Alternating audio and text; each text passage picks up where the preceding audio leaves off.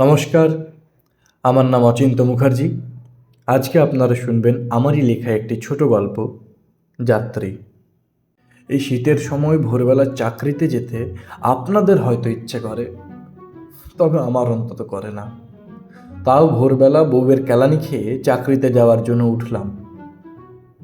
গ্রাম্য জায়গায় এখানে একটার বেশি দুটো ট্রেন পাওয়া খুব ভাগ্যের ব্যাপার। তাই ফ্রেশ ট্রেশ হয়ে চাকরিতে যাওয়ার জন্য বেরোলাম।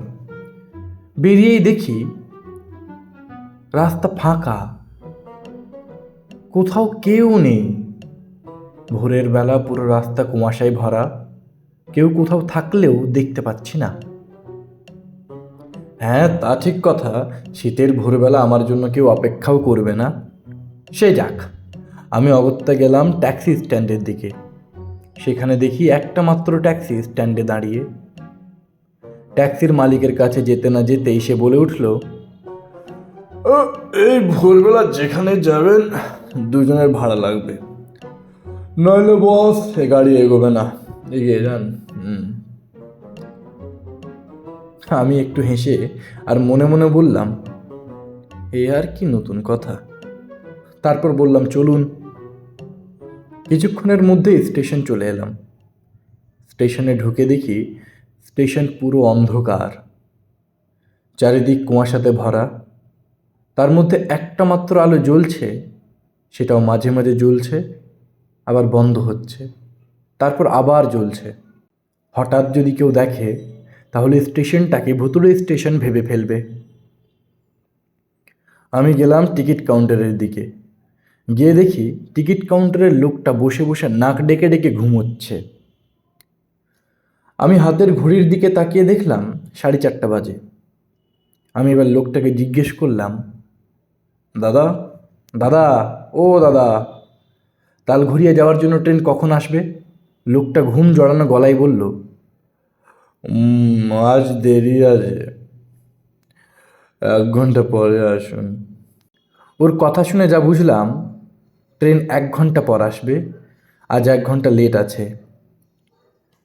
আমিও স্টেশনের ভেতরে গিয়ে একটা বেঞ্চের উপর বসলাম। বসা মাত্র একটা অ্যানাউন্সমেন্ট হলো, কোসি এক্সপ্রেস 2 নম্বর প্ল্যাটফর্ম থেকে ছাড়ছে। কোসি এক্সপ্রেস 2 নম্বর প্ল্যাটফর্ম से छोड़ रही है। ট্রেনটা যাওয়ার পর বসে বসে চোখটা একটু বন্ধ করতে না করতেই শুনতে পেলাম এক পায়ের শব্দ। কেউ ছুটে আসছে, এদিকেই খুব দ্রুত ছুটে আসছে। অল্প আলোর মধ্যে দেখা গেল কুয়াশা ভেদ করে একজন ঝোলা হাতে ছুটে আসছে। পরনে তার একটা ছেঁড়া ফাটা গেঞ্জি আর একটা ঢলঢলে প্যান্ট, পায়ে নোংরা ফাটা জুতো। লোকটা আমার কাছে এসে দাঁড়িয়ে একটু দম নিয়ে গ্রাম্য ভাষায় জিজ্ঞেস করলো, দাদা, দাদা, কোসি এক্সপ্রেস কি চলে গেল? আমি 1 মিনিট চুপ করে থেকে বললাম, হ্যাঁ হ্যাঁ, চলে গেছে, চলে গেছে। সে অমনি ভেঙে পড়ল আর তার চোখ দিয়ে গড়গড়িয়ে জল পড়তে লাগলো। আমি ওকে জিজ্ঞেস করলাম, এ কি হলো? আপনি আপনি কাঁদছেন কেন? এইরকম হঠাৎ কি হলো আপনার? লোকটা বলল, মোর 5 বছরের ছোঁয়া হেঁকে হাসপাতালে, ওর অনেক অসুখ বাবু। ডাক্তার কইলেন, যদি আজ 30,000 টাকা যদি জমা না করতে পারি তবে আর বাঁচবে নাই। বাবু, এই গ্রামে আর কোনো ট্রেন নাই যে পাটনা যাবে। একটাই ট্রেন, সেটাও এখন চলে গেল বাবু।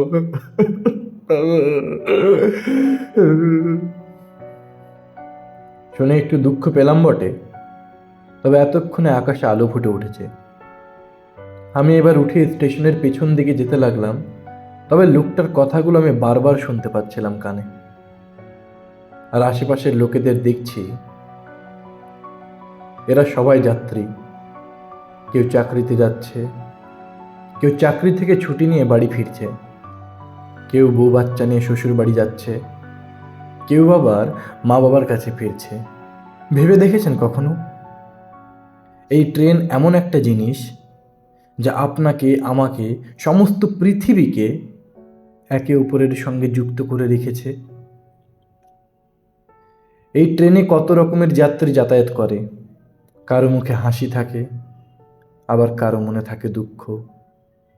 কেউ গন্তব্যস্থলে যায়, কেউ গন্তব্যস্থল ছেড়ে পালিয়ে আসে, কেউ অন্য শহরে নিজের প্রেমিকার সাথে দেখা করতে যায়, কেউ আবার বউকে মিথ্যে বলে বন্ধুদের সাথে অন্য প্রান্তে ঘুরতে যায়। এই ট্রেন আপনার আমার মতো সকল যাত্রীদের সম্পর্কটাকে বাঁচিয়ে রেখেছে। এইসব ভাবতে ভাবতে হঠাৎ পেছন থেকে একটা শব্দ পেলাম। অ্যানাউন্সমেন্ট হলো, তালঘরিয়া যাওয়ার ট্রেন 2 নম্বর প্ল্যাটফর্মে আসছে, তালঘরিয়া জানিকি ট্রেন 2 নম্বর প্ল্যাটফর্মে আসছে।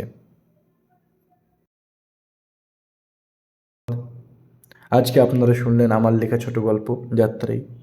আশা করি আপনাদের গল্পটা ভালো লেগেছে। Thank you. শুভরাত্রি। দেখা হচ্ছে আবার নতুন কোনো একটা গল্পে।